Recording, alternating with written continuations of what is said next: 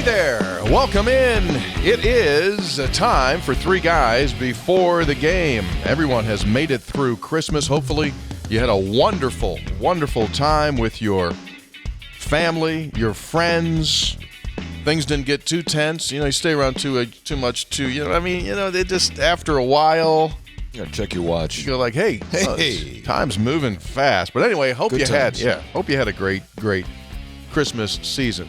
We're in between. This is a great period of time. I love these days between Christmas and it's super weird. Love it. Just kind of crazy. It's like this week. It's like a black hole of a week. It doesn't exist. You don't know what day it is, what time it is, where you're supposed to be, where anybody is. Yeah. Just There's games on constantly at weird times. It's awesome. Yeah, absolutely. 100%. So what we're going to do is we're going to call this episode, which is number 604, Holiday Potpourri. Holiday Potpourri. We've just got a bunch, like leftovers, right? Not really leftovers. It's new things, old things that have happened since we got together. You know what they say, Brad? Just stuff. It's just stuff, and stuff. Three Guys brought to us by Comex Business Systems, keeping West Virginia's business data safe, secure, and efficient for 25 years. By GoMart. Get a GoMart rewards card. Download the app, get that rewards card, and save on food and fuel.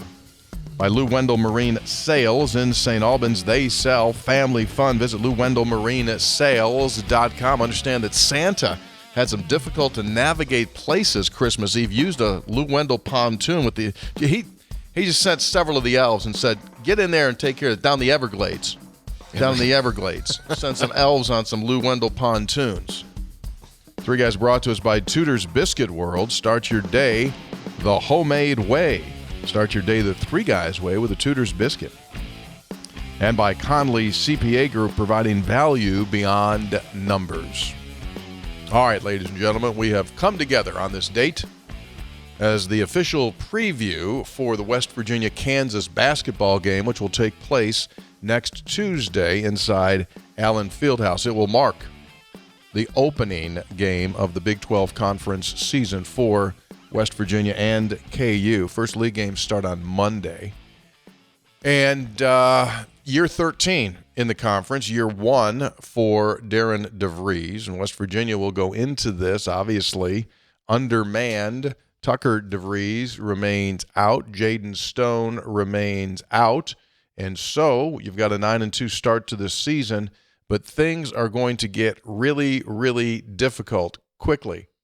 I guess I just started my own Tony's obvious observations. Yeah, why are you up in my zone? I took one from Hoppy there, Brad, saying things are going to get hard. They are. Yeah. Last night on Sportsline, Hoppy, a program that you do not listen to. How do you know? We know. Maybe because I asked you before we started recording, hey, did you listen to the show last night? Maybe I was busy. I was working for Bowl Season Radio at the time. So we were talking about I think I was, maybe. No, you weren't, because I work for Bowl Season Radio, too, and I was here doing the show. Yeah, good point. But whatever. Right now, whatever. It's just point remains. Games, shows, sports. I mean, whatever. My point last night on the show, sorry. in case you did miss it, it is available on podcast form. Anyway, so this is the 13th year, which means we've played 12 in the league. We're 101 and 114 all time in Big 12 regular season games. 101 and 114. So you're under 500 all time in league play. You're 66 and 42 at home. You divide the 42 losses by 12 years. So you're averaging about 3.5 losses at home in league play. That's pretty good. Out of your, that's 9 games. And on the road, not so good. 35 and 72, which means you're only winning an average of 3 road games a year in the conference. And how about this one? This was the one that stunned Brad. Stunned him, I'm telling you. He almost fell off of his seat. 3 times in the last 6 years, West Virginia went 0-9 on the road in the Big 12. Ooh. 3 times in the last 6 years. 2 of those 6, when they didn't go 0-9, they went 2-7. COVID year, they were 6-2 on the road. Obvious observation. Need to win your home games. And do better on the road. Thanks for being with us. Have a great day. All right. So this year road, Kansas, Thanks for the start on there. Yeah. Colorado, Houston, Ooh. K-State, which we'll talk about them. They might be having a little issue there. What do you mean by that? Well, they're struggling right now. 6-5 coming out of non-conference. They had a big payroll. They went out and got some dudes. They have not gelled yet. So K-State on the road, Cincinnati on the road. They've started hot. 10-1. They're good. They're Yeah, good. 10-1. They're just not hot. They're good. TCU away from home, Baylor, Texas Tech, and then the BYU-Utah swing. So you can see why road records are a challenge, or road wins are a challenge to come by. I thought it was interesting what Darren DeVries said about beginning Big 12 play. Brad, what is DeVries known to run? Good stuff. And he said, we haven't run all our stuff yet. Oh, no, they have not. I got a couple of things. So, Brad, you're an observer of stuff, so keep an eye out here as they start the Big 12 schedule of new stuff. Yeah, we talked about that last episode. There's some things there to mix in. Javon Small, give him some different looks so you just can't tell exactly where he is. Try and get him the ball in different spots, as we say sometimes on the football side of things. I don't want to spill the beans, but there's 4 plays that he's going to run right out of Hoosiers. Double picket fence. Picket fence. He's leading the league in scoring. Yeah. Yeah. It's hard to do. I'm not trying to compete with spreads on stats here, but I was looking at the stats this morning. I thought, holy cow. How about this leading one? The league 20 a game. How about this one? If the season were to stop today, and it's going to be harder for him to score, but if the season were to stop for him today, that would be the 22nd best single season scoring average in school history. And only 3 guys have scored 19 or more points for the season per game this century.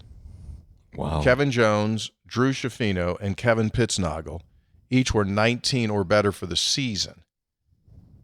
And you know who's the all-time leading single-season scoring average king in West Virginia basketball history? Who? And this is by less than half of a point. But Will Robinson. Oh, yeah. He averaged a whisker under 30, and Jerry was like at 29.5. Wow. 30 a game? Yeah. Yeah. Of course, and also that West Virginia, naturally, as we expected, leads the league in blocks. I mean, that was a given. Sure. They would. 12th nationally. This start for West Is this Virginia. spreads on stats? No, it's not, but it's just we've probably still under-talked about this start for West Virginia with a completely remade roster going into one of the 2 most difficult Thanksgiving tournaments, walking out of there with 2 wins, including the one over, at the time, number 3 Gonzaga. I mean, this is an unbelievable start. 26th nationally in defensive efficiency to this point. 8th in effective field goal percentage defense. And keep going. 31st in 3-point percentage defense. 8th in 2-point percentage defense. That tells you how good this team guards. Without a true rim protector, to be top 10 in 2-point field goal percentage for your opponents, pretty remarkable. Shooting free throws really well. Top 100 in offensive efficiency. For a team that's trying to put new lineups together, and oh, by the way, for 11, so what, almost a quarter of those games you're missing what could be considered your first or at very least second best player in Tucker DeVries, a pro. Yeah. And you've still been able to put this together. You match last year's win total just in the non-conference portion. Unbelievable start. The encouraging statistic going into the league is the defense, because that is something that you can control, right? Shots are going to hit the rim or not hit the rim, and they're going to go off some days, but you can always guard at a really high level. That's encouraging. Now, scoring points going forward is going to be a very big challenge consistently without Tucker DeVries being on the floor. But at least your defense is going to give you a puncher's chance night in and night out. But as also as the other defense, the other team, figure out ways to try to slow Javon Smalls. Oh, they're going to jump him. Then what? They're going to jump him. You're going to have some guys. Yeah, and that becomes your question. Like Toby Okani is going to have to score. Amani Hansberry is going to have to score. Jonathan Powell is going to have to come off the bench. He's going to have to produce points. Yeah, those three are massive. Those are your guys. Forward. They can ill afford not being productive. If you have 2 of those guys not having good nights, it's going to be a long night. Every night. This is going to be fun to watch. I'm excited to watch these guys. To our point there, Darren Darren brings new stuff each game, so there's going to be different ways to try and get people to score. And this is just a fun league, man. Let's play. And there's some teams, as there always is, there's teams that shake out in different ways than what you predicted at the beginning of the year. We've already seen that for a couple league opponents. So go and take your swings. So one of Darren's big words is connectivity. So the teams that disconnect are the teams that will eventually not meet what were preseason expectations. So how close can you stay together? Once you hit, you're going to get hit by a couple of waves coming at you. Boom, you're going to get knocked back. Like, do you blow up and break apart? The teams that just kind of keep going like, okay, just get back, just keep pushing. There's a team or two already in this league that you could see that has some, what are those little small cracks before like the whole thing comes across? Fissure? Thank you. Very good. Very good, Hoppy. Thank you. Not the fissure from Lou Wendell Marine Sales that sits on those G3 boats, but a different type of a fissure. Or fissure, right? Fissure. F-I-S-S-U-R-E. You get some cracks. You can see a couple of these teams right now. They're showing cracks. Might not know if they're going to break apart, but eventually they might just start. Yeah.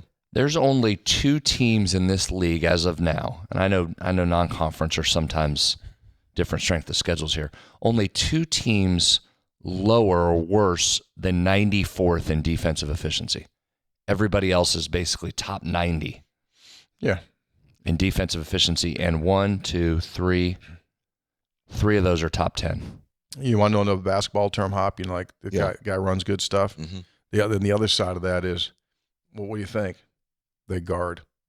Yeah. That's a big basketball one too. They guard. And how do you recover? Because you didn't have to. You had your 2 losses were spread apart. So when you hit a rough patch, how do you recover mentally? Right. Yeah, absolutely. Right now, Ken Palm has West Virginia projected for 9 conference wins. I might take that right now. I was going to say that's you're an Ken. NCAA tournament team if you do that. Oh, absolutely. If you win 9 conference games, you're in the tournament. Call Ken. Tell him to send that over as an affidavit in a PDF form. I'll electronically sign that for him if he doesn't want to mind. Yeah, I'll take care of that. Time now, ladies and gentlemen, for Hoppy's obvious observations. These are observations that are distilled over a period of time. They enter into Hoppy's brain, and then he just kind of like lets them seep through like a great tea, and eventually you get the gold. And here it is, ladies and gentlemen, Hoppy's obvious observations. Or more like a leaky faucet, I think is what made it better metaphor. Producing rusty water. As you may or may not know, Brad and I are part of the Bowl Season Radio Network put together by associates of this program. And so we produce and distribute various bowl games, not the major bowl games, but what we call the lesser bowl games. And that's really my issue here. Is the Olympic bowl games? The Olympic sport Brad, you do the games. Olympic. You do the Olympic I bowl don't know. games. You need to call them lesser bowl games. Well, but I'm going there. Just let me finish the thought. Is that these are underappreciated games, and they tend to be viewed with this generalization of they're lesser bowls. They're the who gives a you know what bowl. Who isn't playing in these games, and it's an unfair generalization about these bowl games. Yesterday, the 3 bowl games, and 2 of them were broadcast on Bowl Season Radio, the 3 bowl games were more entertaining by far than the first round of the 12-team playoff. I agree with that. I'll give you an amen from the congregation. All 3 yesterday. Pitt Toledo, we'll talk about that. K-State Rutgers, Bowling Green, Arkansas State. The Pitt game, as we all know now, 6 overtimes. And Brad, did Toledo think they won the game in overtime like 3 times? Toledo was so excited they charged the field 3 different times. Their sideline empty, thinking they had won. They were fired up. I heard their radio call from the Toledo broadcast. When they actually won the game, they didn't even celebrate because the guy was going like, "Are there any flags down?" Like exactly. he literally wasn't sure. He couldn't even give it a good call at the end. 6 over. It was the most overtimes in any bowl game ever. I mean, talk about entertaining. It was incredible. But only just that's a recent record there because the previous record was set on Christmas Eve, right? Just 2 days earlier. In the Hawaii Bowl, they went to 5 overtimes. Yeah. So that was wildly entertaining. And then the K-State game.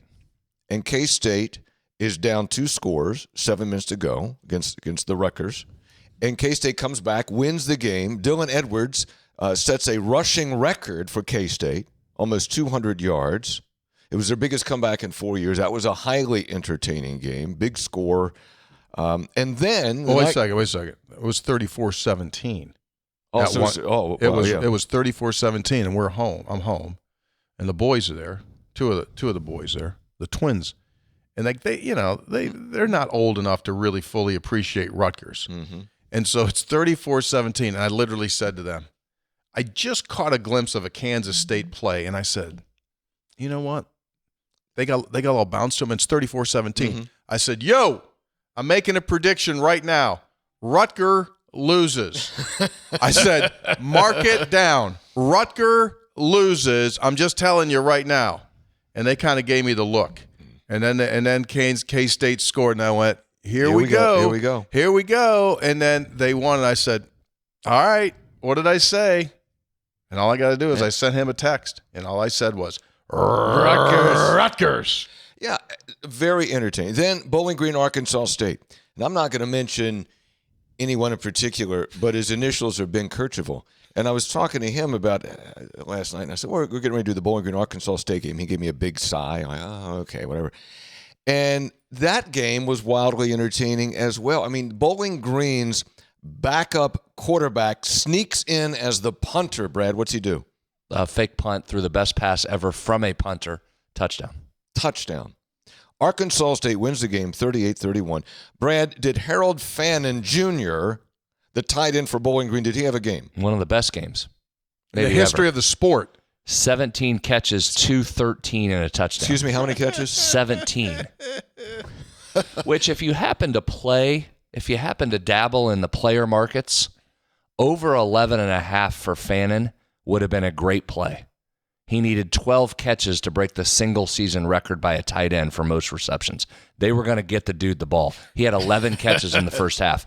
He only needed 11 yards to break the all-time single-season receiving record by a tight end that if you're listening to this podcast, you'll remember this name. You probably have PTSD from him. A gentleman by the name of Jay Samaro. Got half his yards against West Virginia. Yeah, maybe three-quarters in that one game against West Virginia. So Harold Fannin Jr. Fannin, he was targeted, Tony, 22 times. So, yeah, and Brad talked about the records. That was a 38-31 final. And I saw the post-game celebrations, the young men with the trophies. Brad, they seemed very overjoyed to hoist the trophy. Yes. To be the champion of the Keep playing bowl games. So that's why I think that these games, and some are blowouts, I get it, but yesterday was a wildly entertaining, great day of college football. I do think it shows us this, too, for football fans. If you just sit and want some entertainment and you want to watch games, I think what it does, and we've said this a lot, with all the nonsense that happens outside of the field of play, I know it can get exhausting. I know it can get where you want to throw your hands up and say, my God. But the games still deliver, guys. Yes. The actual games themselves still deliver. Even when there's 10 guys in the transfer portal, multiple guys have opted out, you're playing with backup quarterbacks. Pitt went into that game with their third and fourth string quarterbacks, who actually the fourth string guy made some plays, Duggar. So it just shows us, again, get to the actual game action, the on-field, the on-court action, and there's still nothing like live sports. I don't disagree with you. And your best point out of all that was the fact that those games were all more entertaining yesterday than the college football playoff. Yeah. Now, those college football playoff games will get good, but that opening round was an absolute snooze fest. But that's also live sports. Sometimes the Super Bowl is a snooze fest. Mm-hmm. Yeah. Sometimes there's sweeps in the World Series. So that's just part of the deal. Everybody gnashes their teeth over 3 or 4 games to start it. You know what's great about the playoff? And you know what we should be excited about as West Virginia fans? What's great about the playoff? You have entry into it. Yeah. We're not debating 2 teams. We're not worried about 4 teams. It's an expanded field. And if the blowouts are the cost of an expanded field, okay, so be it. But that's also year one. There's going to be some years when we're in here talking about how great those games were. Agreed. It's harder. It's going to be harder, though, for a Cinderella to make it through the playoffs. But still, yeah, I mean, you can't judge it. It's unfair to judge it by one round of the playoffs. But I just wanted to rise in defense of these bowl games, which get unfairly denigrated. And yeah, I mean, look, guys still play and you see some amazing performances. I mean, how many plays, Brad, have we seen so far? We go, is that guy available? Get him over here. See if he can Put that young man's name in the portal. 3 games yesterday decided by a total of 12 points. Yeah. Now, as we record on Friday, 5 games today, 8 coming up Saturday. Might be the most bowl games in the history of bowl season one day. 8 games tomorrow. 8 games. Oklahoma plays at noon today against the Navy. Strap in. They do. Yeah. Strap in if you're interested. Oklahoma have a few players leave? They will go into battle with 56 available scholarship players. As somebody else pointed out, so they're going in with 56 scholarship players, Oklahoma, taking on Navy. As someone pointed out, Navy's going in with 0 athletic scholarships. So, yeah. All right. We'll see how it goes. 3 guys brought to us by the fine folks at Conley CPA Group. This is coming up on Spreads on Stats. It's still coming to come. It's coming to come. But here's the deal. This is the time of the year where at work you're going to get that W-2 form. Mm-hmm. How much did you make this year, right? That's all part of the accounting practices that businesses go through. If you're a business owner, the fine folks at Conley CPA Group can take care of those things and a whole lot more. They can outsource your accounting. Isn't that be nice? Oh, yeah. Don't have to worry about it. Just do what you do. It's the Conley CPA Group outsourcing accounting and CFO services. Visit the folks at Conley CPA Group. 3 guys also brought to us by Comax Business Systems. Comax Business Systems does, literally, they've got their gear in every county in the state of West Virginia. Excuse me? Every county in the state of West Virginia, they've got their gear. All 55? Some form. All 55 counties. You have contracts, big things like this. Okay. Supply stuff. But if you need any type of business equipment, or I always talk about their digital phone systems, they'll come into a free inventory of what your business needs as far as a phone system goes. And nothing's too big and nothing's too small. From 1 digital line to 1,000 digital lines. If it's that time for you for a business phone system, contact the folks at Comax Business Systems, ComaxWV.com. That's ComaxWV.com. So it will be the Mountaineer basketballers opening up Big 12 play on Tuesday afternoon, New Year's Eve afternoon, against the Kansas Jayhawks. What do you say we do a little Spreads on Stats, shall we? So I check the numbers. We'll just go right to the numbers. Here comes a heater. Let's jump into the analytics portion of the show. Ready? So how good are these numbers since these aren't league games? I mean, you're just going to – how you feel about them? Pretty good? Oh, we do have 11 data points to go through. This would almost be an entire football season.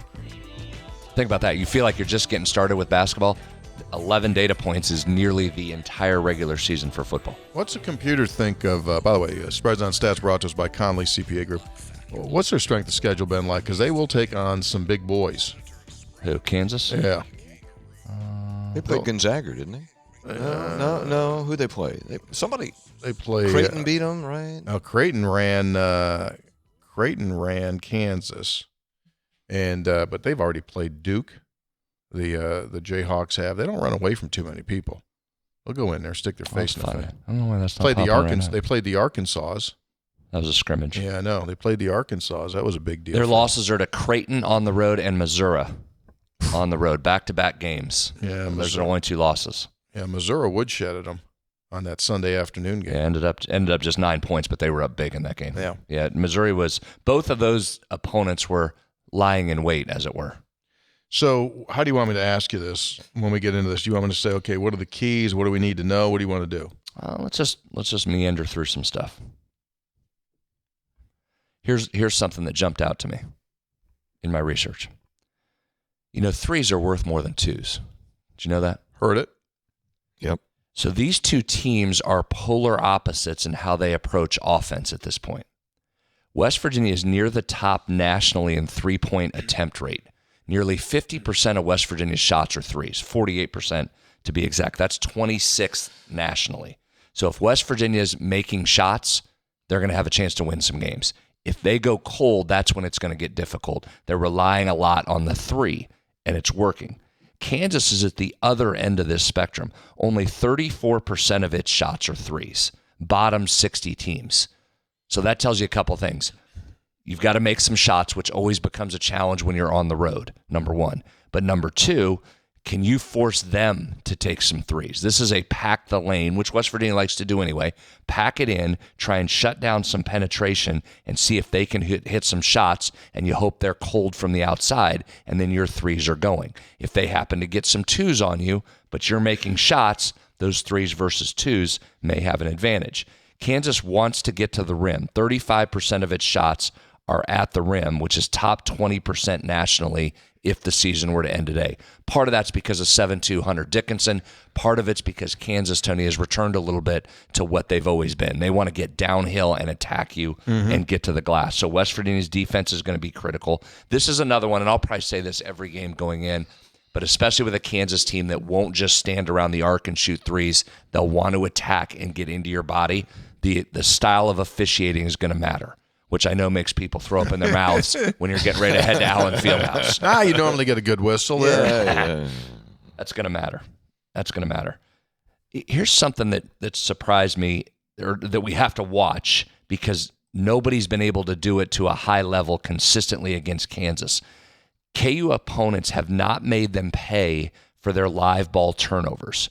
Teams are scoring less than 1 point per possession on a live ball turnover, and opponents are shooting just 26% from three off live ball turnovers.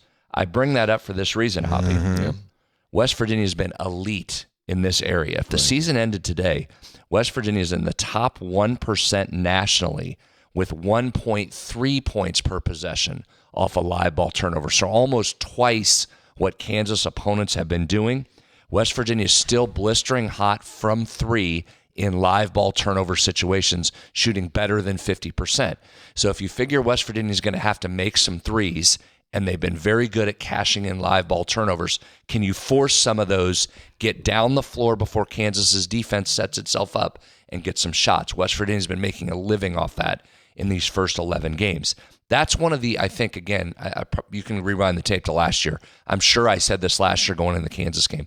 I think an underrated aspect of this Kansas program, because they've had so many elite talent guys, their offense is always so overwhelming, right? And the level of top NBA picks they have always overwhelms you. Their defense is consistently good. I think they guard as well as anybody in the country for teams that have elite players. They're 8th right now in defensive efficiency, given that schedule they've played. So you're going to have to find a way to get shots. You're going to have to execute, and then you're going to have to shoot it well. But that's an area. If you can get some turnovers, now they protect it pretty well. Not elite, but they protect it pretty well. If you can force some turnovers, get out in transition, get some buckets, and preferably some threes like you've been doing, I like that a lot for West Virginia. Mm-hmm. The environment's going to be a big factor. First time in there. Students won't be there, though, right? Does that make any difference? Zero. Really? No. Okay. Zero different. It'll be absolutely jam-packed. There's never an empty seat. Really? Yeah, I went back and watched them against Brown from Sunday. Students are on break packed. I mean, there's no tickets. They're just there. There's just not tickets. Here's Hoppy, something. I want to tell you. Go ahead, and then I got one more. It's like a religion.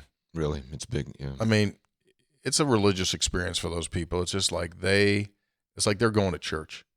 It's like there's a game. It's like it doesn't matter who the opponent is. Like, we're going. KU's playing basketball. It doesn't matter. Fortunately, given that environment, it does not affect how the game is called, and that's really important. It's always right down the middle. You're going to walk in and see the rules? You're going to go down there and take a look at the rules? I've seen them, but I'll probably go look again. James Naismith's rules. Yeah, I'll look at them. Won that in a big auction. The actual rules. The actual rules? He typed them in. Are they the same? Well, it doesn't matter. I mean, these are the ones that when he at the YMCA went. So it's a typewriter, and it's a typewriter. Does it say freedom of movement on those rules or no? He didn't include that? No. Here's one. Speaking of the officiating style, watch this. KU does not get to the line much. Huh? For as little as they shoot the three, they are not getting to the free throw line much. 360th nationally. What do I say there is? 364 teams? Something like that. Yeah, they're like bottom 5 and getting to the free throw line. So that matters. 2000 and 2018 are the only seasons in the last 25 years that Kansas has been ranked in the 300s in this category. Huh. So they get to the line a lot normally. Oh, yeah. This particular version of the Jayhawks is not. Reason? That's a good question. I think Hunter Dickinson would get slapped around and get to the line a bunch. Not getting calls right now. Not getting the line. So let's watch that. That's going to matter. How many times on average? How many times they get to the line? I think just 20 times a game. I got to look at that. All right. Taking 20 shots per game? I've got to confirm that stat. They also have not been elite on the offensive glass. Just 221st nationally in offensive rebounding rate. Is that because they're making shots? Yeah, they're pretty good making shots. That's some of that. They're really good defensive rebounding, which, okay, because that's not one of West Virginia's strengths. It's something Darren DeVries said they need to improve on. What's Ken Palm got the line at? 10. Got it 10. So, can you make threes? Can you limit them to the one shot? And can you not get whistled for silly fouls that put your rotations in jeopardy and therefore put them on the line for a team that doesn't normally get to the line? Yeah. If you're going down to them, can you make them hit some outside perimeter shots on you? Yeah. Now the foul trouble will become fatal for West Virginia. When you get someone in significant foul trouble now in the league, it will completely flip your balance of what you need to have on the floor over because you're just so short on the bench that it could be fatal. It could be fatal if you get the wrong people in foul trouble. That's at 2 o'clock Eastern time? Yeah, it'd be 1 Central. 1 out there, Central. That's cool. Yeah. Playing at that time on New Year's Eve. That's cool. Yeah, that's fine. Yeah. Noon would be better. So you could definitely be home before midnight, but other than that. You remember last year, West Virginia had success, especially down the stretch. Noah Farrakhan and Pat Sumnick. I remember Pat. Noah have a big day against him, did he? Well, he was really good where he had a big day. He was really good in the pick and roll. They couldn't stay in front of him. So that'll be critical again. That's where Amani's so big in this game. Put Javon and Amani in the pick and roll like West Virginia did against Gonzaga early in that Atlantis tournament. Bring Dickinson out. Say, how are you going to guard us here? You want Dickinson to hop out, leaving Hansberry open. Can he hit a couple of those threes, which really loosens that? That's going to be huge. They're going to switch it. How are they going to handle that? They don't want Dickinson on small. So if they jump, or do they just hold? Do they try and handle Javon one-on-one? Hansberry got okay? DeJuan Harris, the defensive player of the year in the league last year. This is a really good point guard matchup. You talk about 2 point guards that control games. Harris for Kansas, Small for West Virginia. This is going to be a fun matchup on those two. Mm-hmm. Hansberry okay? Yeah, shouldn't be any issue at all. Okay. Last we knew. I mean, like we said last time, he could have gone in. Okay. He could have gone in their last game, but they just decided not to. DeJuan Harris's freshman year was Roy Williams' last year at Kansas. 83.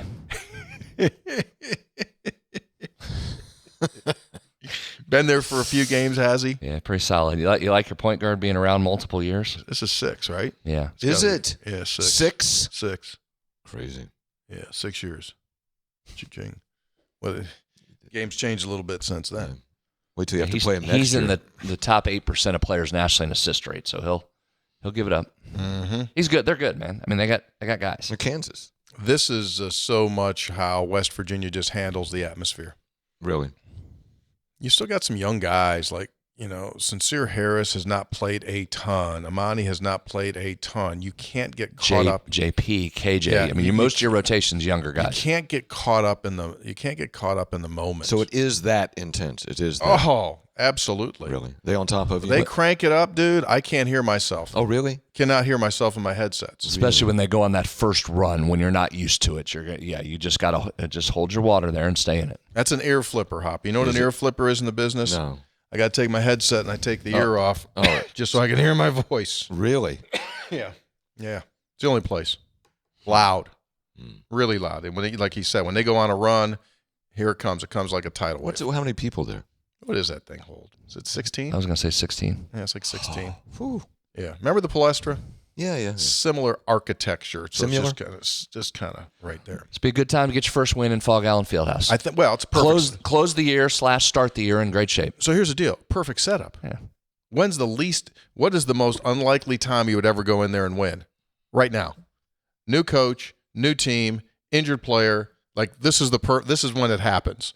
Not when you have like all those other dudes, Press Virginia, the whole thing when it was all set up. It's like, here's your best chance. So you've never won ever. 0-11 or 0-12 would be right. Yeah, this is 13. You didn't play there last year though, did you? Did we not? I don't know. Of course, a lot of teams have never won there. No, didn't play there last year. Didn't play there last year, so 0-11. Mm-hmm. Okay. I remember when Javon and Daxter Miles were babies. They went in there and they got forced to play because of injuries to guys on top of them, and that was a really good chance to win that game. We've had a bunch of chances. A couple of them, you absolutely got the short end of the stick. All right, good spreads on stats. Well done. Three Guys Before the Game is brought to us by Gomart. Up until New Year's Eve, which we're talking about is Tuesday, you can unwrap sweet rewards. It's been going on all holiday season, but here's the deal. Stock up, specially marked when you walk in. They're specially marked M&Ms. Enjoy double the sweetness. Plus, with the purchase of every product on those M&M on that list, you can earn bonus points and game tokens. You get the 4 tokens by next Tuesday, you get 2,500 bonus points. And the best part, no limit to how many times you can do it. You can just keep banging the bell. Just bang the bell. Visit Gomart, get that app. Gomart. Oh, by the way, almost forgot. What? I've been hinting about what's going on with our beer. You've been hinting for like 6 weeks. Well, here's the deal, dude. Okay. Let me use the grammar properly. I'm happy to announce that our good friends at Gomart have designated the month of January our beer, Connection 304, produced by Parkersburg Brewing, will be Gomart's Beer of the Month. Really? That's a big deal because I think the display gets pretty big, doesn't it? Large displays, yes, at Gomart's across the state of West Virginia. It's the beer of the month. When you go get your gas, you'll see it. We're going to be on the gas pumps. Some art there on the gas pumps. When you walk in on those select Gomart stores where you'll be big displays, but we are proud that Connection 304, starting in January, will be Gomart's Beer of the Month. Gomart has done an extensive embracing of craft beers in the state of West Virginia. And Parkersburg Brewing makes this one. So you'll be able to get Connection 304 in large volumes during the month of January, and we're thrilled to do that. We'll have more details as we move on. Awesome. That's a good beer. That's when? Starts in January? January. Or for the month of January? We're the beer of the month. There you go. And not just on Tuesdays. No. It's 7 days a week, baby. I did get my gas and triple points on Tuesday. Did you? Yeah, Good for you. Christmas Eve, you were like, got to go out there and make it. Okay. Triple points. Got to make a stop. Made a stop. Get some gas. Bye. Did not win the Mega Millions, though. You know, it's now like 1.1, 1.2 billion. billion. 1.2 billion. Yeah. 1.2 billion. Hop, would you still do Three Guys if you won the lottery? You know, the lottery is, well, I'm not going to get it. I had a big discussion with my brother one time about the lottery. Brother Nick? Yeah. How much would you like to win? I said, I'd like to win $10 million. Just enough just to take care of everything, but not get everybody knocking at your door, right? They'd still knock at 10. You think? Oh, yeah. Yeah. They'd still knock at 10. So my brother said, my brother Nick's, how much would you like to win? He said, I want to win it all, like the biggest number. And then the question came up and said, well, if you won it all, how much would you distribute to your family? He said, well, I wouldn't give anything to Hoppy. I don't want to screw up his life. He only wanted $10 million. So Nick would keep it all. I've always liked Nick. Yeah. Nick's one of the good ones. He's one of the good ones. Nick is one of the good ones. All right, here we go. Ready to do a little healing? By the way, we'll get into that.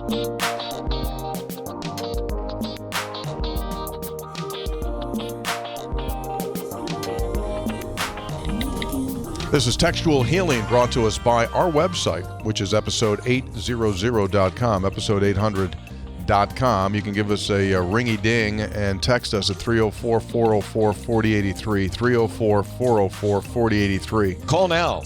That's a creative number because we just use like zeros and fours and threes a lot. Well, there's the an eight. 8 snuck in there. You get one outlier, the 8, but otherwise it's just Probably a zeros, mistake. 3s, and 4s. The 8 just said, I want in. 304-404-4083. All right. Thanks, by the way, everyone. I got some great pictures from folks that got stuff on our website during Christmas, and we appreciate that. I think we got one coming up. All right, here we go. This is Greg from Bridgeport. I'm a long-time listener and a first-time texter. I wanted to thank Homeless Dave for going over and above to correct an order that I placed for Christmas. This is off episode 800. My order was missing the Mountaineer Munch for my out-of-town family. I sent Dave a text late Friday afternoon thinking I would not hear from anyone until Monday. Dave responded immediately. Of course he did. Acknowledged the error. We own our mistakes. Dave said he would ship my Mountaineer Munch on Saturday or drop it off at my house personally. When I got home on Monday, no Mountaineer Munch. So I thought, well, there's always tomorrow. Then there was a knock at the door. And who was other than Dave himself with my Mountaineer Munch? Santa Dave. Homeless Dave. Dave saved Christmas for my out-of-town family. Thank you, Dave, for going way above and over any expectations. How Dave saved Christmas. That's what he does. He's amazing. That's what he does. So Go ahead. I said, I wrote back to this gentleman, Greg from Bridgeport. I said, he may be homeless, but he knows how to find other people's homes. He does indeed. Right. Now, what Great the job, rest part he Dave. didn't say is that when the guy said, why don't you come in? He goes, okay. He's still there. Brought his suitcase with him. Not true. Can I throw one in real quick before you get going what too do you- far? I don't yeah, want to what do you forget got? this. Well, we got another Christmas Go ahead. miracle. Oh, Oh, that picture? oh. Christmas miracle that we got our part of it done and returned in time for Christmas. This would be Dave from Martinsburg. Hoppy, we had you sign this here before Christmas. We have a picture of Dave from Martinsburg here that is, there he is. Look at him. There he is. So that's the wood sculpture there. And we signed that, Hoppy. Yes. See that on the Yeah. left? Signed it? That's nice. Dave. Told Dave was, for some reason, happy with his Christmas gift there. Hoppy, Signed by us. that's the guy there that time in Martinsburg came up to me and said, I don't appreciate you calling the opposing team the enemy. Oh, Because okay. they had, Oklahoma had a player called Bienemy, and he kept thinking I was calling him the enemy. I said, no, Bienemy. Big listener. Thank you, Dave. Dave's one of the great ones. His Merry his daughter Christmas, Dave. Miranda led that charge. Jason, Yeah. his son-in-law Ashton, Good job. grandson. So thank you to the crew. Thanks, Dave. As long Glad as you we- enjoyed that. as long Thanks as for we put a listening. smile on Dave's face, I'm happy. Yeah. Hey, guys, really enjoy your show. A few comments or items for discussion. Always love Hoppy, but doubled my love when he pulled out Thomas Sowell. How you spell you? Your economist. What was his name? Oh, Soul. Sowell. How you saying it? Soul. Soul. This person says many need to read Thomas Sowell. By the way, too, there's been a lot of discussion about strength of schedule. Ren talked about Data being clear to not play tougher non-conference. Problem with Data is all historical. Not sure it will remain that way going forward, especially for the ACC Big 12. Harder schedule gives us two ways to get to the playoff. Win conference or don't win the conference, beat some good teams. Second way doesn't impact the first. I think we need to keep an open kind. Not about me wanting to play those teams, just focused on the playoff. I think you start by focusing on winning games. The rest will follow. Yeah. Well, strength of schedule is not there yet. I mean, what Ren's saying is right. The schedule, you did not need to be an outlier in schedule like you have the last 4 or 5 years. West Virginia does not need to be an outlier in schedule. But what's happening moving forward, the shift is on. Yes. As we've talked about now for a year, the shift was coming. You knew it was going to come. You knew they were going to push it. TV networks are now following suit that have interest in the SEC. They're now pushing strength of schedule, right? The SEC would like it to be that wins don't matter anymore. They would like to continue to say they have the best league, therefore it doesn't matter if our teams lose, they should still be in the playoff. So, to Anthony's point, moving forward, strength of schedule may become a thing, but they're also going to continue to push conference strength of schedule there. So you got a PR battle coming if you're the Big 12. You better dig in because ESPN and the SEC are starting that. Nick Saban's up there. Nick Saban has talked about strength of schedule maybe in the 25 years I've been listening to Nick Saban. Now suddenly that's his number one point every single show. That's a very SEC talking point right now, is to try and help get that strength of schedule to matter, which it never has. Huh? Right. Hey, three guys, I'm 14 years old, an avid listener from the Parkersburg area. I greatly appreciate everything you guys do for the state of West Virginia. I have a couple questions. Are you guys surprised with how many kids entered the portal? 2, do you think we would lose as many kids as we did? Signed by Will on the border.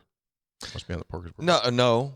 Not surprised for a couple reasons. One, that's what it is now. Generally, I mean, players everywhere in the portal, and two, with a coaching change. I'm actually surprised so far it's not more. Yeah, neither surprised me.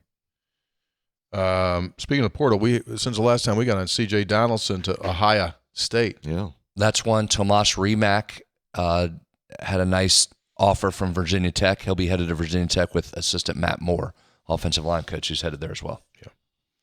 Merry Christmas, three guys, or in honor of the season, three wise men. Hoppy, you brought tears to my eyes. Reading from Soul's Basic Economics. I think it should be required reading for every high school student in West Virginia. On to football. I think you accurately described the conflict that exists for fans. I graduated high school in '75. West Virginia, the only place I wanted to go. My first semester tuition, $225. Mm-hmm.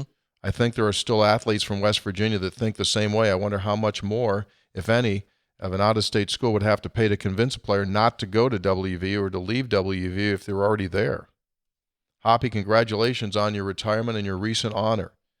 Since you will have some free time on your hands, we are planning a 2-week backpacking trip of the Tahoe Rim Trail. Oh. 165 miles. Are you in? Doing a trip around Lake Tahoe? Is that what it sounds like? Tahoe Run, yeah. Would you like to do it? We'll send that. Send that to me. Yeah, Hoppy's in. Normally he would consider that, but Hoppy's the only person that announces his retirement, then works more. So thank you, Phil, but he will not be able to join you. He's busy working. I'm sorry, we have bowl games that week. And podcasts to do, and probably some shows. Well, probably going to announce a new show here soon. Plus, he picked up that overnight shift at Gomart here in Morgantown up there. Somebody's got to be the face of that beer. Get out there. Tony, without contracts, it will always be chaos. In theory, every football team could lose its entire roster. So in August, you're all trying to install your offense and defense with new players. What's the logic of the April portal? School's almost over. The fans will probably have a large say in this. NASCAR priced itself out of the point fans quit caring. I was one of those. Go Mountaineers. Well, the April period's for those that don't have good springs. So it gives them an opportunity to bolt. And coaches that don't necessarily like how their lineup shook out and would like to remake the lineup. Let's not forget, this is always a two-way street. Yes. It's not just players saying, I want out. There are coaches that say, well, I think coaches you might call in Brad and say, explore other options. You're not going to play much. You want to explore other options. Yeah, we'll help you. Where would you like to? Brad will help you because we think you're a fine young man. We've got 6 people ahead of you in the lineup. Where would you like to go? We'll help you. The next text is a text that I respond. And also, sometimes there's just incoming calls. Well, wait a minute. Sometimes somebody didn't have a bad spring. Sometimes there's incoming calls there. That somebody says, we're coming out of spring. We don't really have a wide receiver. Did you see how? Yeah. Go ahead, Tony. Sorry. Need contracts. The next text is a question from a texter, and then I wrote my response back to him. Oh, okay. I just sent it back to him. But then I looked at it today and I said, I might as well just so this is a philosophical, this is where I stand on this. Okay. I hope that you will speak to Rick Trickett's comments on the status of college football. It's really easy for you guys and others to say, this is what it is. But to hear him say he hates what it is remarkable. To hear that no coaches over 50 years old are happy. I wasn't speechless, but I was surprised. Trick is 1% human and 99% football animal. How unfortunate for the sport we love. Our love of this sport is being drained. If you don't feel it or acknowledge it, something is wrong. And your response is? Hi, Mike. At this point, I threw up my hands and said, fine. The game has devolved into this state because the leadership, school presidents, commissioners, and ADs have never had the foresight or the balls to grow the game. Instead, they attempted to use draconian philosophies to maintain complete control with no respect to those who were producing the product, the players. Revenues exploded. Coaches had their hands out, and the players got zero. So what happened? Players said, screw this, and went to court and won and won and won. And now it's professional sports with no rules, and the same people who screwed it up are speechless and powerless. We're in a massive state of flux, with the new normal being defined. What that will be, I have no clue, but I'm not crying for the leaders who failed to be proactive. Thanks very much for listening to the show. Merry Christmas.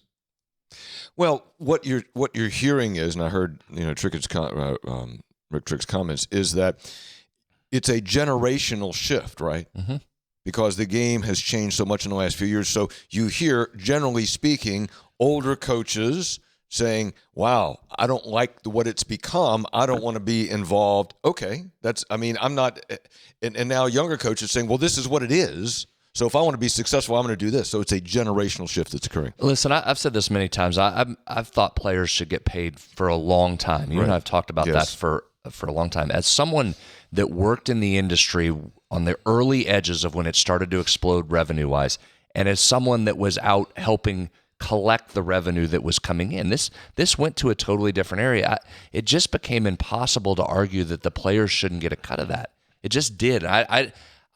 I'm of the belief, I don't know how you can argue that the players shouldn't be included in this. When we saw what coaching salaries did and the movement that coaches had and the effect that had on programs, not just players, but what administrations were having to do in terms of resetting your department because you've put so much into coaches, there's no doubt to me that this was going to come where players were afforded some of those opportunities as well.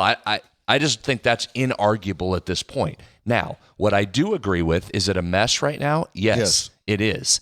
And collectively, you need to find some way to get a set of rules in there that people can still benefit from, but that there's some level of being able to have a program. I get where coaches are beside themselves trying to keep a roster together with all that goes on. I understand that. I get it. I do keep saying the market will normalize itself. It will get to the point where this will have some structure to it. But if you've listened to this show, you're tired of me saying this. It's really easy to talk philosophy in college sports. It's very difficult to get things enacted. It is hard to get this many people on the same page to agree on one way to do this. That's the problem or the challenge. Agree.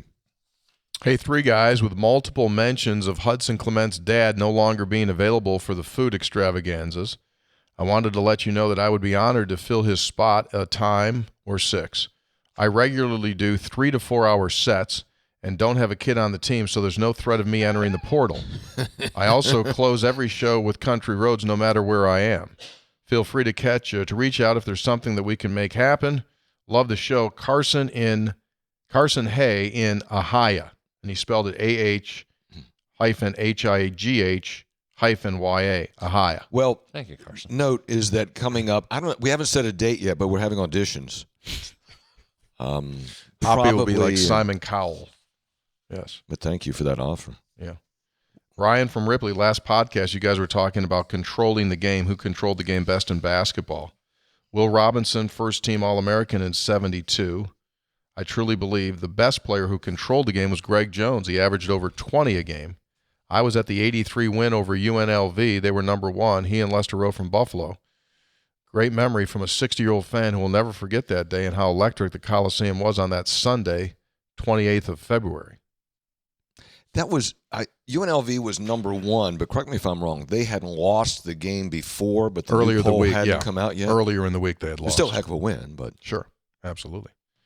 Three guys brought to us by the fine folks at Tudor's Biscuit World. Why do I remember that? It's been 41 years, going on 42. Garden and Gun Magazine hosted its annual March Madness Biscuit Bake-Off last March, and guess who won? Who? You guessed it, Tudor's Biscuit World. So when you want to get yourself a biscuit, eat like a champion. Order the Mountaineer at Tudor's Biscuit World, and you will say, I have won and tasted the best biscuit out of 32 other different biscuit makers. They won it all last March. Congratulations. If you do buy it, it will not have the metal on it that is shown in that picture. Just the biscuit? Right. And if you're really in love with Tudor's Biscuits and would like to own one, they are doing franchising opportunities right now. That's right. You, too, could be the owner of a Tudor's Biscuit franchise, over 70 locations across the state and beyond. Great brand equity when you say Tudor's Biscuit. It's not like you open up a business, Hoppy, and they say, hey, well, now what do you guys sell? They'll know if biscuit's in your name. Like if it's just called Tony's. Right. Like, what is it? What do you guys do? They sell car batteries? Store? What is it? Yeah, exactly. Don't forget about this. Don't forget about these things. Yeah, and all. Yeah, so Hoppy's got his mug there as well. Thanks to you. And you can buy one of those for like $15 and fill it up every time you go in forever for the price of a small coffee or an iced tea. Texter says, it's Christmas morning and all through the house, my 3 kids tear into presents with zero restraint. My wife brings me a package. When much to my surprise, I open a brand new efforting T-shirt. I'm happier than Andy Kotelnicki after a playoff win. Merry Christmas. Thanks for the order and good job getting Kotelnicki in. Yes, well for the done. 400th consecutive episode. Almost got through the entire show without a Kotelnicki reference. Dougie Fresh from Murrells Inlet, South Carolina. Doesn't get any better than having our freshman daughter home from WVU rocking her newest jersey and eating our traditional Christmas Buddy the Elf breakfast. Go ahead, Jake. But there she is. And she got her Zach Frazier jersey. Yeah. And then she went into the Buddy the Elf breakfast. That's kind of tasty. Got those antlers on that drink cup there. Here's to happiness, healthy, especially to Tucker, in a 3 Guys remote show from Murrells Inlet in 2025. We've never done that, have we? Not. We were supposed to. We were supposed to go. Or were we invited? I don't know about supposed to. We were invited to go. Just couldn't make the schedule. Maybe we'll work. do that sometime. Supposed to might have been. Now that you're retired, you can make it down there in the summer. I'm working that day. Probably true. Who was that from? Dougie Fresh? Yeah. Here's one. Irish Christmas stockings. P.S. Santa definitely came. Look close on the far right of the mantle. So I got a bunch of Crown Royal bottles there. What's on the far right? Can't see. That's a Crown Royal bag. I think that's what he's talking I about. think there's something else on the far right. Oh, there's the elf on the shelf. Yeah. I know, but there might be something else. Here's what's interesting to me in that picture. I can't You see got it. a real fireplace, so that might be a fake gas fireplace. But then they have a TV with the fireplace on top of it. So that's stereo fireplace. My guy likes fire. Signed by an arsonist. It's a good sized TV. Oh my gosh. Oh, that's every bit of. We'll have to zoom in that picture. I can't tell what's on the far right. That's a side. 75-incher right there, maybe 85. Yeah. There is something I don't know if it's ironic or I think it's ironic. You have the image of a fireplace above the fireplace. Next texter comes in. He's a doctor. First name Don, out of Lexington, South Carolina. Graduated from WVU School of Medicine in 1986. I'd like to discuss the issue of officials taking their pictures on the field prior to a bowl game. Please keep in mind there are 3 teams on the field: the home, the visitors, and the officials. It's been extremely difficult to get younger folks to officiate. The Division I officials are the best of the best, and the bowl officials, which are rewarded the game, are the best of the best. It's the highest honor to reach this goal. These folks are dedicated, do a lot of clinics, work off the field for the most part, don't do it because of the money. I've officiated over 40 years with my great friends of over 25 years. Yeah, it's a thankless job on occasion. We love football. We feel we are giving back. On average, the age of an official is 55 years old in the state of North Carolina. We just don't have enough officials. Getting a playoff or a championship game, that's a great reward for what we go through. I have an interesting story for you. 1990 and 6. I'm the back judge in a Kentucky high school football playoff game. Boyle County at Danville. Neil Brown played in the game. His Boyle County team upset their crosstown rival, defeating Danville for the first time in 17 years. Great game with a great crowd. You might even think about having an episode on 3 Guys with an official or 2 to get their perspective and get some interesting stories. Probably not. Wait, for the record, Brad and I said there's nothing wrong with the officials taking a selfie on the field on the bowl. You, Tony, much like his attack on accountants, exactly, and other groups and over time, and Australians, and just the list goes on and on. Yeah. I wrote back to Dr. Yeah, Don, Don. that was Tony attacking Don. I wrote back to Dr. Don and said, I've got Don. no problem with a group picture of the officials. You know, like you get Dale Sparks out there, the official. He takes the picture of the group. My issue is a change in direction. Yeah. I have no problem with that. It's when they take out a phone from their own pocket. See, he's getting louder now, which yeah. means he never said that before. He may have thought it in his head. He never said it. Now he's going to yell and get louder at us when we call him on that. Plus, you're trying to parse it out. I mean, a picture's a picture's a picture. The guy took a picture on the field. So what? No, I got no He problem. didn't take it during a play. I don't have a problem with a group picture. It's when they take it out of their pants. They take that phone out of their pants and go like that. That's non-official. Does he know we all have cameras now in our pocket? So that's how No, you he take pictures doesn't. now? He's dialing, like waiting for a dial tone over there. All right, please get out your Zoom camera Don, there. thank you very much for your Take out your service. Polaroid. Get your Thank you very much VHS for being camera out. for being a school of medicine. Thank you, dude, for all the work that you do. Hold on, I've got my camera carrying case right here. Let me get out my automatic. This new one, I just push a button. And the picture comes out. I'll get the film developed when I get home. Steve from Dublin, Ohio, originally from Charleston. I struggle with fans that label these past couple of years mediocre or terrible. We won more games than most teams in the Big 12, so those words do not fit my definition. I also cringe when they call kids in the portal losers and unloyal. Get twin prints, Brad. As you guys have stated, this is now a business. On Wednesdays. Also think about being 19 or 20 years old and having an opportunity to make more money and see another part of the country that you may never experience in your lifetime. I'm thinking 98% of those that say this is unloyal would take a new job with a 20% raise for doing the same thing. Thanks for all you guys do. I listen to every episode. T-Dub from Barbersville. Oh, wise men, 3. What will happen first? Number 1, a second 2-time Heisman Trophy winner, or number 2, a player winning 2 national championships on 2 different teams. Give me number 2. 2. That's a good one. Yeah. Last one here. By the way, did I tell you about Lou Wendell? What about him? Oh! Unbelievable. I told you on the last episode about Santa, right? Had to send the elf. He dispatched the elves. Oh, yeah, Couldn't get all those gifts in the tight spots, some high running water in certain areas. Put them on Lou Wendell pontoons. Here's a look at not Santa. This is the G3 boats. He did not use G3s. Those guys are just out there just doing G3 boat stuff. Yeah. Those things are they're indestructible. They're perfect. That's the G3 Gator series. But Santa sent the Avalon pontoons in. Okay. And if you want to show that next picture, Jake, this was before they left. This was before they left. Santa had them all lined up. Said, all right, you're going over here. You're going over here. And then after that picture was taken, those boats, those Avalon pontoons made in Michigan, 100% made in the United States. They loaded them up, and the elves just took off. I mean, they're going like bats out of hell all over the place to deliver those gifts. So if you need an elf to deliver your gifts, or if you want to hook up with the #1 pontoon boat dealer in the state of West Virginia, visit LouWendellMarineSales.com, LouWendellMarineSales.com, or located in St. Albans. You need to hurry, though, because boating season starts next week now as the days are longer, more sunlight. Get those pontoons in next week. Here we go. You can start cutting the plastic off those. How would you feel, Tony, if before they headed off on Christmas Eve, Santa and the elves took hey, before we go, let's get I got no problem with a that. selfie here. You know why? Santa's not an authoritarian figure. I got a problem with authoritarian. What do you mean? Naughty and nice? That's not authoritarian? I think he's keeping track. Last one. This is pretty interesting. This might start something new on the show. Okay. You know Crazy Jason in Phoenix, right? Yeah. He used to live in Texas. Then he broke his leg all in those pieces when he was out there in Oklahoma and stepped in a big ditch. Big golfer. Now he's back out in Phoenix. Was in Phoenix, isn't in Phoenix. He's in Phoenix now? I had breakfast with him in Lubbock that time. Yes. Hey, guys, I'm enjoying the Portal Gone Wild episode while I'm basking in the glory of our 9-2 non-conference record in basketball that somehow includes a win against in-conference Arizona on a neutral court, because that's where college sports is now. While doing so, I had an epiphany on par with when Copernicus theorized the heliocentric model of the universe. You gents should have a segment on the show called Spreads on Stats and Textual Healing called Rate My Order, where people text in pictures and descriptions of their orders at various restaurants, and you rate them on a scale of 1 to 10. I will start. All right, Jake, put up the first picture.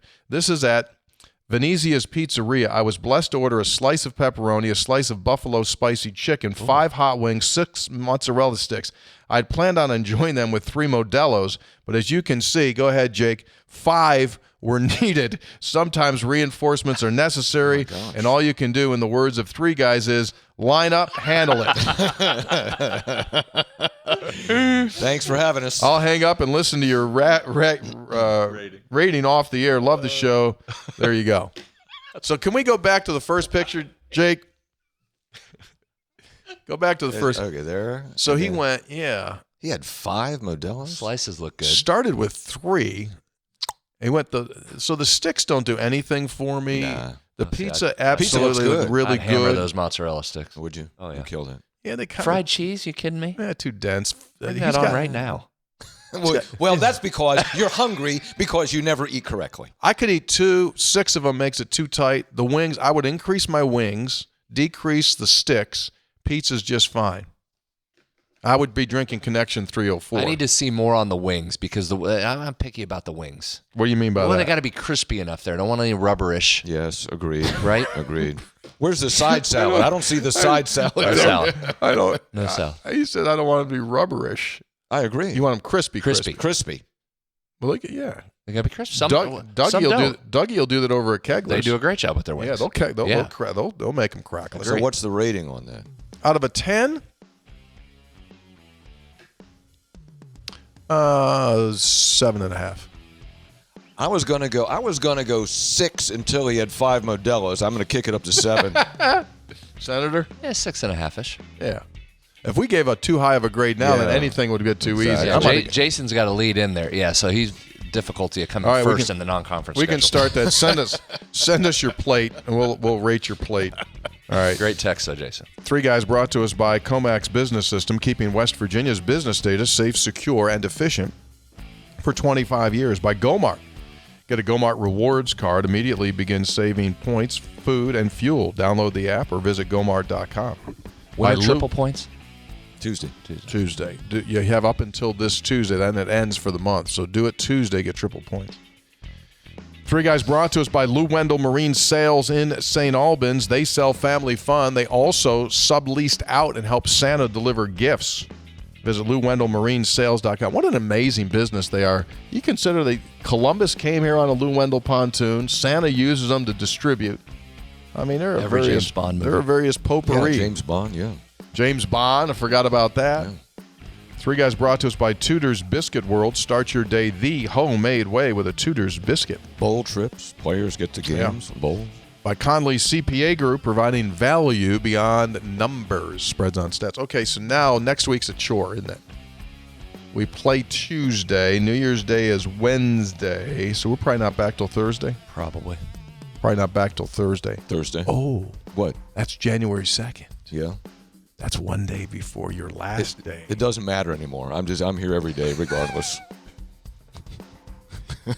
Can I come on your show on January 3rd, your last show? Sure. You can have guests? I don't know what I'm going to do. I think you should just do it, no guests, and you just go 2 hours on a riff. I don't think I can. I don't You think I can can. live 2 hours. One more time, just riff it off, man. Let me tell you something how this business used to be when I started off. Why, back in the day, That's when kids would come to work. when I interviewed President Eisenhower, Yeah. Started on a dairy farm. You know what that was called? An opportunity.